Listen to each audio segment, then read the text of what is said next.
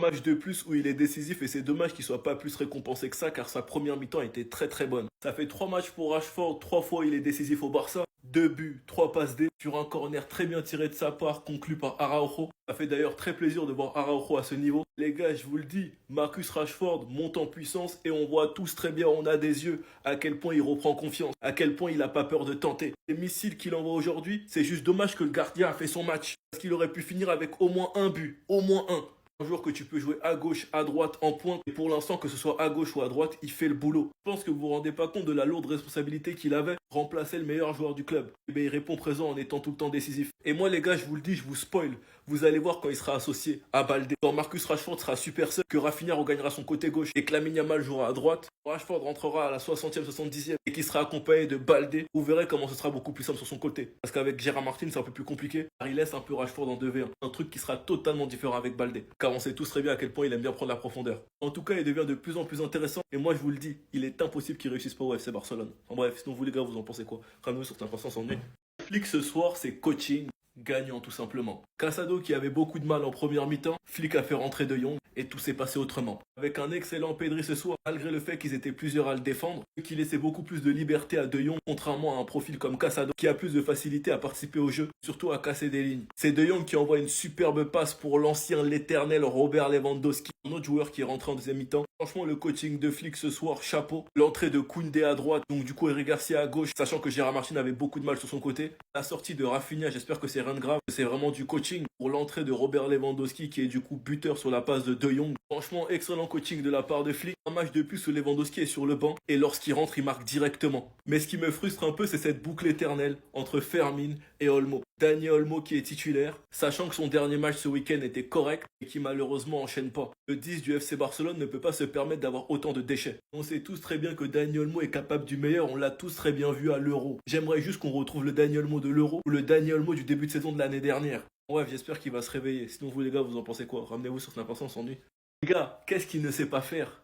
Qu'est-ce qu'il ne sait pas faire? On a douté de Flick l'année dernière quand il a dit qu'il voulait le garder durant le mercato hivernal. Et regardez juste la deuxième partie de saison d'Eric Garcia la saison dernière. Hansi Flick a encore une fois réussi à faire tourner des vestes. Lui qui devait remplacer Koundé et qui s'est même montré décisif durant nos matchs importants. En demi-finale face à l'Inter, le dernier Classico face à Madrid. Il est devenu un vrai couteau suisse, il peut jouer partout. Latéral droit pour opposer Koundé. Là, c'est plus pour l'opposer, il est réellement en concurrence avec lui. Défenseur central, il peut jouer à côté de Pedri au milieu de terrain. Et ce soir, il a joué défenseur gauche parce que Flick a très bien vu que Gérard Martin galérait sur son côté. Et lorsqu'il a été placé à gauche, on a très bien vu la différence. En plus de ça, ce soir, il est buteur sur un débordement de Araujo. Et plus le temps passe, plus il se monte important dans le vestiaire. Plus le temps passe, plus il gagne la confiance des supporters et du coach. La meilleure chose qui ait pu arriver à Eric Garcia, c'est de partir à Gérone. Parce que depuis ça, c'est un homme nouveau. Un joueur archi régulier, polyvalent, même par moments décisif. Que ce soit par le but ou la passe. Très bonne qualité de passe, un très bon jeu aérien. Franchement, Flick, on peut que t'applaudir pour cette vision que tu as eue, qu'aucun supporter du Barça avait.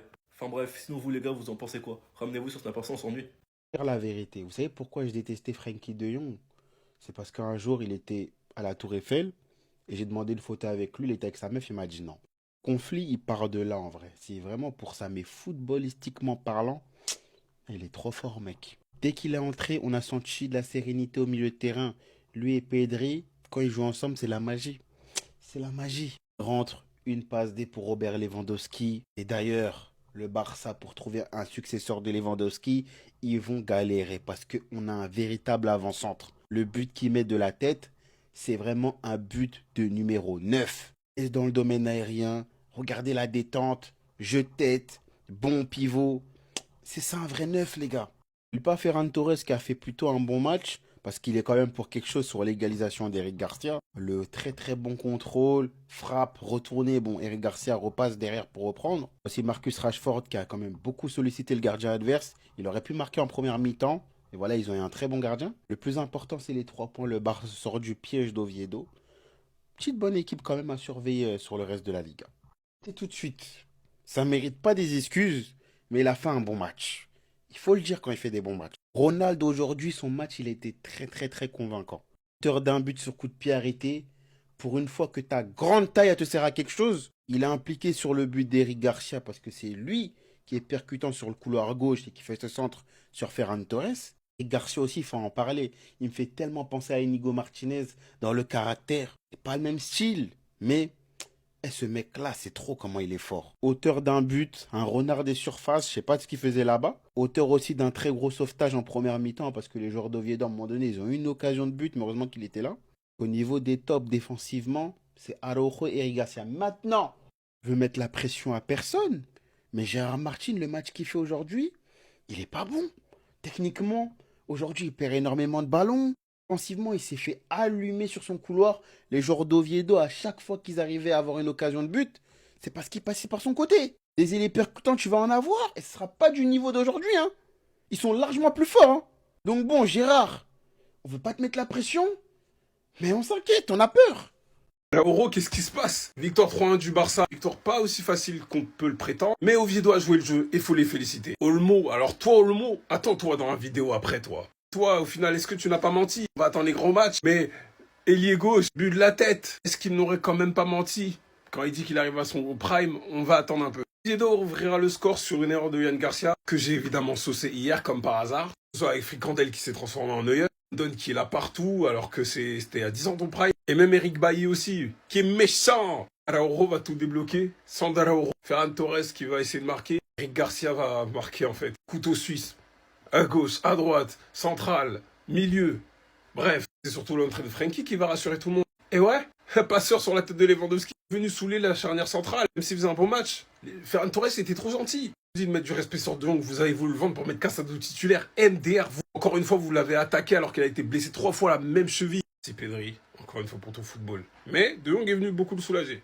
Avec le centre maintenant, quête la tête de Lewandowski. Regardez seulement l'état dans lequel... Bref, Fermine, toi là, faut revenir. Faut revenir. J'ai la flemme de prendre une photo d'Olmo. Olmo, t'es foutaise là. T'es bon pendant un match et demi. Et l'autre, déjà, t'es pas trop bon sur l'autre moitié. Et l'autre moitié, tu vas te blesser. 60 millions, c'est fait scam. Bien aussi, c'était compliqué. Martin, on veut bien être gentil avec toi pour t'encourager, mais stop un moment. Si la direction avait écouté Eli pendant Grimaldo en renforçant les côtés, comme lui se blesse tout le temps. Ah, merci Rashford. Parce que c'était toi le plus dangereux devant. Espérant cette fois que Rafinha ne soit pas blessé quand il est sorti. Bref. Là, Johan Garcia te tient pas la tête, personne va te toucher, parce qu'il est jeune, parce qu'il est en apprentissage, parce qu'en quittant l'Espagnol, il vient au Barça découvrir un nouveau football. Donc forcément, on connaît Internet. Certains vont le mettre directement dans la catégorie de Ter Stegen et compagnie, et vont oublier le match qu'il a fait contre le Rayo. C'est pas grave, mais nous, on n'est pas amnésiques. Alors oui, on espère que dans le futur, ça va arriver beaucoup moins. Mais c'est un football qu'il apprend sur le tas, avec un bon jeu au pied, avec une lecture qui change de ce qu'on lui demandait à l'Espagnol, puisqu'il devait coller la ligne. Là, il doit sortir, être attentif. Le système de hors-jeu est en communication perpétuelle avec ses défenseurs centraux. Dans tous les cas, le flickball, le coach ne lui en veut pas. Il l'a dit lui-même, l'erreur de Yann Garcia, ça peut arriver, c'est une conséquence de notre jeu, car on veut bien ressortir le ballon et c'est un gardien fantastique. C'est le football et on est revenu, c'est le plus important. En disant en plus que là, même si on voit pas très bien, Yann Garcia est le pilier de notre défense. Parce que là, je crois on doit être à 5 buts du coup, je me trompe pas. Ça fait chier parce qu'ils avaient marqué qu'un but en Liga. Je crois on doit être à 5 buts ou 4. Mais on en prend beaucoup plus. Hein. Le Rayo, on peut perdre 3-0 normal. Hein. On peut en prendre beaucoup plus. Alors là, je serais pas ingrat. Même Newcastle aussi. Et même à la fin de ce match-là, on peut éviter un 3-2 qui aurait pu être stressant. Donc mon gars, hein, personne va te toucher. Tout le monde va se fâcher. Hein. Qual est tu problema? Qual est tu problema? Je vais pas le dire en allemand. Parce que de base, l'année dernière, je me rappelais très bien. Il était froid et clinique en Ligue. Il disait une phrase du style espagnol le plus allemand ou un bref, je sais plus trop quoi, tellement il était chirurgien. Au final, t'es bon quand en fait? C'est quand tu deviens régulier. Là, ce que tu nous montres, c'est le nombre de matchs où tu peux être bon consécutivement ou le nombre de matchs que tu peux faire sans se blesser. Et encore 3, t'es gentil. L'année dernière, on a été patient. Venu parce que la direction a parlé, a ouvert sa bouche alors que Nico Williams finalement n'est pas venu. Ils t'ont acheté pour un peu calmer les gens en remplaçant Gundogan. On a vu ton euro, on n'a rien dit. Cette saison, mon pote, il y a plus de pardon. 60 millions qu'on a payé en différé, donc on doit toujours les payer. Fermine, viens prendre ma jambe là. Reviens. Tu vas tout jouer pour nous. L'année dernière, on était là, ouais, vas-y. La direction était basse et le tribunal des sports, la pression et tout, ça peut être pesant. Quand tu passes Noël et le Nouvel An, il me semble, à savoir si tu vas être enregistré ou pas, c'est pesant et on peut le comprendre. Ce cercle vicieux, c'est vraiment vrai en fait. Il fait un bon match la dernière fois, il joue titulaire, un match nul, il va être mis sur le banc. Sauf qu'il va pas être mis sur le banc, que Fermin est blessé. Que dans aucun monde, Pedro, Hernandez ou Fernandez, bref, je sais plus, Hernandez, je crois, ne va jouer. vois comment on joue actuellement, j'ai qu'une hâte, c'est qu'on retrouve Lamine Yamal et Baldé. Et franchement les gars, je vous mens pas qu'avec ce qu'on voit, ça promet. La saison dernière sur Lamine Yamal, on a très bien vu à quel point on est dépassé, mais là on voit une équipe qui a évolué et qui s'est renforcée offensivement. Car malgré l'absence de deux titulaires, le Barça gagne. Le Barça s'est imposé 3 aujourd'hui. C'est d'ailleurs la 50e victoire de Flick, sachant que ce Barça s'est fait peur avec une petite boulette de Garcia qui avait tout bien fait. Il avait plus qu'à la dégager, mais malheureusement il a été gourmand et ça a été payé cash. Et ces erreurs à l'extérieur, ça permet à une équipe d'être en confiance et ça rend le match beaucoup plus compliqué. On a eu le Eric de United, il était beaucoup trop fort ce soir, mais heureusement qu'on a eu un très grand Eric Garcia sur un débordement d'Araujo et une frappe de Ferran. Eric Garcia, défenseur droit, renard des surfaces, qui surgit et qui a plus qu'à la mettre au fond. Comme je l'ai dit dans une autre vidéo, l'entrée game changer de la part de Lewandowski et Frenkie de Jong. Frenkie de Jong qui a simplement fluidifié le jeu. Alors, on a très bien vu que c'était compliqué en première mi-temps car Pedri était canassé, il y avait une prise à plusieurs sur lui. Et Casado, on sait tous très bien que faire du jeu c'est pas sa plus grande qualité. Une chose que de Jong sait faire, donc qui a pu envoyer plusieurs fois de belles passes car il avait beaucoup plus de liberté, ce qui ramène le but de Lewandowski. Et la petite cerise sur le gâteau pour confirmer le gros match de Araujo qui a de l'influence sur les deux buts, le premier et le troisième où il est buteur, sur un corner de Marcus Rashford qui est encore une fois décisif. Enfin bref, sinon vous les gars, vous en pensez quoi? Ramenez-vous sur Snap, on s'ennuie. J'y avais cru, bande d'idiots.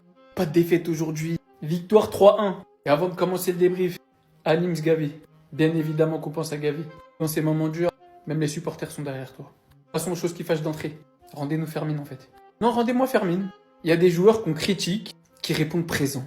Et il y a des joueurs, je le répète, dont on n'avait pas besoin. Désolé, je lui tire dessus. Mais ce soir, son match, c'est trop. Pendant que Papy, 37 balais, il rentre et il régale d'une sublime tête sur un sublime centre de De Jong. Centre téléguidé pour la tête de Robert Lewandowski, encore plus téléguidé dans la lucarne. Voilà, vous l'aurez compris. On était mené 1-0. Johan Garcia, il est parti en cacahuète. Mais on s'en fout. Derrière, il fait son match comme un patron. Lui, j'en parlerai. Frenkie de Jong qui prouve pourquoi, encore une fois, c'est lui le titulaire. Pourquoi la paire Pedri de Jong est la paire de titulaires et pas Pedri Casado. Et j'aime beaucoup Casado, je tire pas dessus. Mais quand j'entendais des gens dire non, il vaut 100 millions, vous voyez. Je sais que c'est qu'un match, mais vous voyez. Les Madrilènes, pensez dormir tranquillement ce soir, avec de l'avance. Profitez de votre première place. Profitez. Moi, je vous dis que ça. Profitez bien. Au moment où vous perdrez cette première place, plus jamais vous la retrouverez. Voilà. À bientôt. Bisous.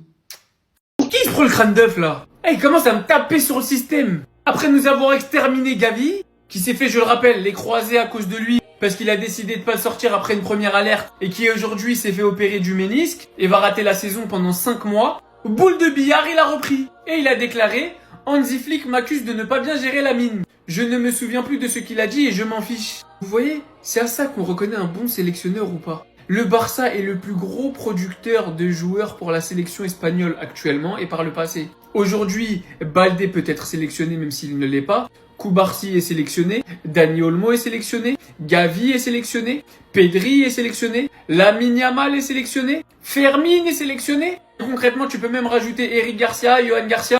J'ai jamais vu une bêtise pareille en fait. Comment casser les liens entre une sélection et un club en 2 phrases? C'est ridicule. Il s'attaque au coach et au club. Au lieu de se remettre en question quant au fait d'avoir blessé Lamine, de l'avoir laissé sur le terrain dans le 6-0 face à la Turquie, eh ben non, il parle mal.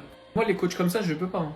Et rien à voir, mais j'en profite quand même mes petits loups. Si vous voulez vous éclater sur Gambi, 0 € à mettre. Et derrière, vous pouvez convertir tous vos points en euros réels. Gambi c'est quoi? Je vous explique tout dans la vidéo en épinglé. C'est une application de pronostic 100% gratuit. C'est juste pour s'amuser avec ses potes. Et si vous voulez commencer avec plus de points, vous avez juste à rentrer mon code et vous récupérez 50 points.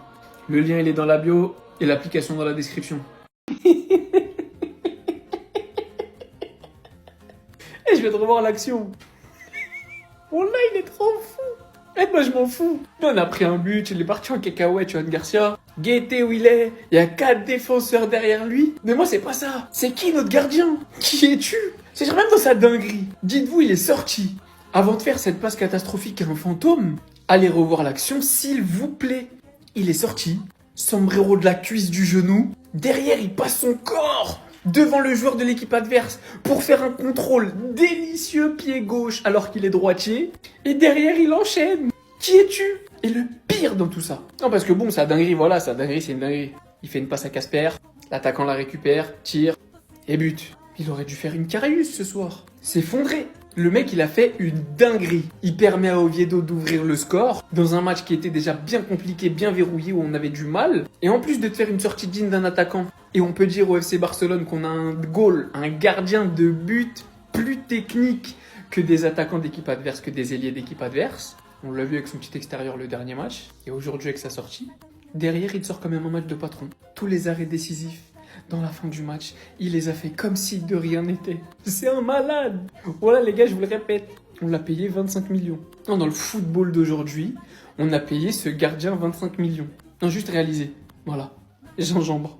Propos de La Fuente, les gars, c'est une honte. Et quand tu sais ce qu'il est arrivé à Gavi, qu'il ne se fasse même pas petit, les gars, c'est ridicule. Au retour de la trêve, Flick avait dit, l'Espagne lui a donné des médicaments et même en pleine victoire, elle l'a fait jouer. Ce n'est pas prendre soin des joueurs, je suis triste. Lamine Yamal ne sera pas disponible demain, c'est dommage. Il avait des douleurs, il a joué 79 et 73 minutes et ne s'est pas entraîné entre les matchs à cause de ses douleurs, parce qu'il était sous médicaments. Ça, c'était au retour de trêve. Les propos de Flick, qui d'ailleurs, Lamine Yamal est absent depuis. Depuis la trêve, Lamine Yamal est absent. Il a manqué le match contre Valence, il a manqué le premier match de Ligue des Champions contre Newcastle, il rate le match d'aujourd'hui contre Oviedo, et on ne sait toujours pas s'il sera là contre la Sociedad. Et voici la grande classe de La Fuente. Hansi Flick m'accuse de ne pas bien gérer la mine, je me souviens plus de ce qu'il a dit et je m'en fiche. Donc à cause de cette ordure de La Fuente, qui encore une fois n'avait pas écouté le Barça, a quand même fait jouer Gavi en expliquant « Moi je fais jouer mes meilleurs joueurs, il est jeune, un meilleur joueur ça joue des matchs ». Match d'après, Gavi se fait les croiser, il s'est fait les croiser durant la saison 2023-2024, nous sommes à la saison 2025-2026, cette blessure le poursuit encore et il est actuellement indisponible 5 mois.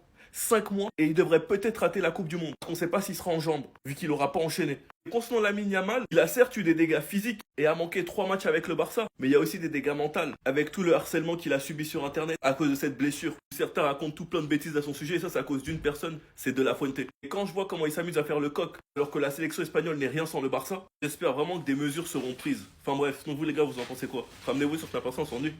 Attendez. Mais en fait, De La Fuente, c'est le diable ou quoi? Mais vraiment, je demande, est-ce que c'est le diable? Parce que ce mec-là, il est là juste pour abattre. Il est là juste pour faire du mal. Dans ses agissements, il n'y a aucune bienveillance. Écoutez ce qu'il a dit en interview. Hansi Flick m'accuse de ne pas bien gérer la mine. Je ne me souviens plus de ce qu'il a dit et je m'en fiche. Et déjà, juste pour commencer, comment est-ce que tu te permets de venir en interview et dire des trucs comme ça? Comment est-ce que tu te permets? Parce que Hansi Flick, dans ses propos, à aucun moment il a manqué de respect. Il avait juste dit, la mine avait des douleurs et l'Espagne l'a fait jouer 73 et 79 minutes avec des résultats déjà faits. Ce n'est pas ça se préoccuper des joueurs. Et dans ce qu'il a dit, il a totalement raison. À cause de La Fuente et ses mauvais choix, on a Gavi qui s'est fait les ligaments croisés. Pendant plus d'1 an, le pauvre, il a été éloigné des terrains. En octobre de l'année dernière, il est revenu petit à petit en essayant de retrouver le rythme. Pendant la pré-saison, en plus de ça, on a vu qu'il montait en puissance et honnêtement, cette saison qui est arrivée, elle s'annonçait vraiment bien pour lui. Mais malheureusement, à cause des ligaments croisés qu'il a subis à cause de La Fuente, ça l'a rattrapé avec un coup qu'il a reçu au même endroit et maintenant il va rater encore 5 mois. Et concernant Lamine Yamal, je rappelle qu'il est absent depuis la dernière trêve parce que monsieur De La Fuente, au lieu de le faire reposer, a préféré le faire jouer sous antibiotiques avec des douleurs au dos. Vraiment, c'est du grand n'importe quoi. Et en plus de ça, il se permet de venir en interview et il fait le malin. Vraiment, je vous assure que lui là, je peux plus me le voir. Bref, en tout cas, n'hésitez pas à me donner vos avis dans les commentaires, histoire de savoir ce que vous en pensez, et moi je lirai tout ça.